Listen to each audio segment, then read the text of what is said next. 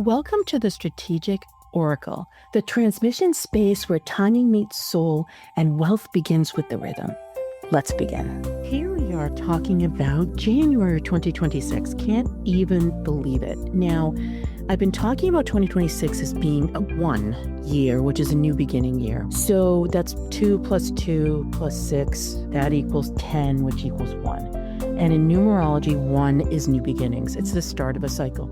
In tarot, it's the Magician card. And I want to talk about that because, yes, I've called the year opportunities. There's a lot of growth. There's expansion. There's that one big star configuration on February 20th. So think about this. First month is a 1. The year is a 1. This is a big push to start new. And when you think about people setting the New Year's resolutions and your strategy kicks in, and there's this reset that happens even if your fiscal year isn't January to December.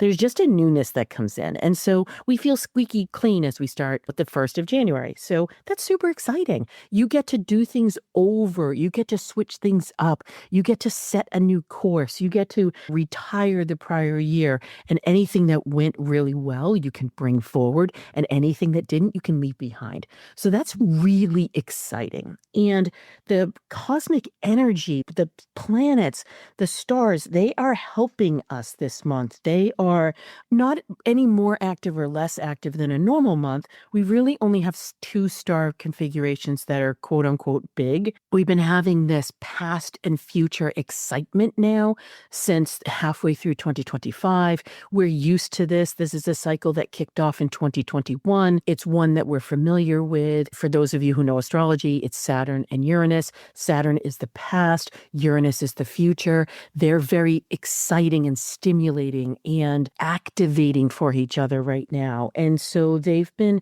moving between the quote unquote new zodiac signs that they were in, Aries for Saturn and Gemini for Uranus, but they went retrograde. Each one of them moved back into the other zodiac sign. And that's what this one is. This one is the last breath that we're going to have for a few decades. And we've got this Piscean Saturn that is at 27 degrees. We've got this Taurian Uranus, which is at 27 degrees. And they are super exciting each other around the time of the full moon on the 18th of January. That's kind of the big news this month. We also have Neptune once again re-entering Aries. That's on the 26th of the month. And I say re-enter because on March 30th of 2025 was the first time that Neptune went into the sign. This is a 165-year expression. So I know I just talked about Uranus and Saturn. That's them wrangling with each other, exciting each other, stimulating each other. Neptune happens to be going into new signs, so there's no other planet that's involved in that. However, we have so many of the planets that are at either the very beginning or the very end of signs. That's why things are so robust right now. That's why there's like that explosive, that ignition, that activation energy. You're going to feel like you're on a luge this year. You're going to feel like I'm going at 90 miles an hour. Things are moving so incredibly fast. We can blame Uranus for that. I'm just going to throw down on Uranus. It's his fault. He's going to move back into Gemini, not this month, but he's going to next month. And you know what? He is going to move at the speed of light. So we're going to have 7 years of chaotic, crazy energy. Things are just going to move so fast.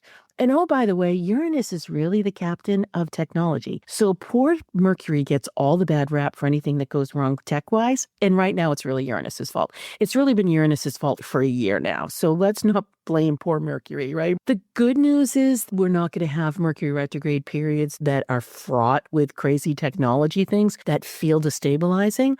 The bad news is we're still going to have those, but it's just going to be because everything is like whole cloth destabilizing because Uranus is the big gun.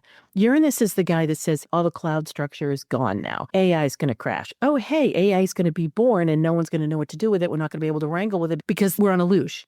Yes, we're there. Okay, we're there. So even though Uranus is in his sign of Taurus, just kind of rocking things up right now before he goes back into Gemini, Saturn is with him right now, exciting him. So Saturn is like, what are your priorities? How are you making things work for yourself? What things haven't you cleaned up? What's in the past that you want to bring to the future? And what do you want to leave behind? Hello, New Year's resolutions. It's his cake right now. Normally, we reach a point where we kind of have that flurry of activity the first 2 weeks of January, and we're all like, oh my God, we're so gung-ho, we're going to do all the things. And then it kind of dies down. It's not going to die down. It's never going to die down this year, ever. Ever, ever, ever, ever, ever. We are going to constantly be reviewing things. We are going to constantly be reprioritizing. We are going to get really good at choosing what is exactly important. Here's the thing with Saturn. He doesn't make it fun. He doesn't make it easy. And you will always let something go that you think you're not ready to let go. And Uranus just makes it a bigger deal and makes it faster acting. So let's really dial in. When you look at the weeks, there's this rediscovery. There's an identity and a strategic alignment. There's like a reinvention and being smart about the momentum. And at the end of the month, there's like this awakening and a really powerful move that you can make. The moon cycles, there's one on the full moon and it's stepping bravely into the unknown. And then that new moon that's coming on the 18th of January is super supportive for your quest for freedom and being that spiritual awakener. And so we're going to talk about those in those separate podcasts. This month, it always starts in Capricorn with the sun being there for 3 weeks, and then it moves for a week and a half into Aquarius. So that's that past and that future. So this month is going to be such a threshold for you, not only for 2026, but for the next 9 years, because we are in a new 9-year cycle. We will have just ended the cycle that went from 2016 through 2025. And now we're beginning the cycle that goes from 2026 through 2035. Yay! The magical tools that would be really super helpful for us this month are the ruby, which is for your power. Tiger, once again, which is a repeat, which is that fast movement, but Tiger doesn't mess with anybody. Tiger doesn't waste his time. We don't want to waste any more time, guys. The card, the oracle card, is success. So that feels super scrumptious. And the flower essence is Serato. And Serato is for your intuition. It's for that third eye opening.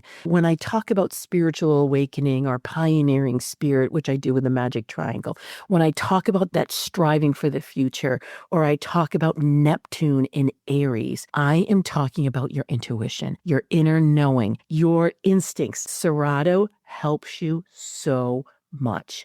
So go to your local health food store or go to a flower essence online store and get yourself a bottle of Serato, because it's going to be super helpful for you, because things are moving so fast and your intuition is patient. Your intuition will take a back seat.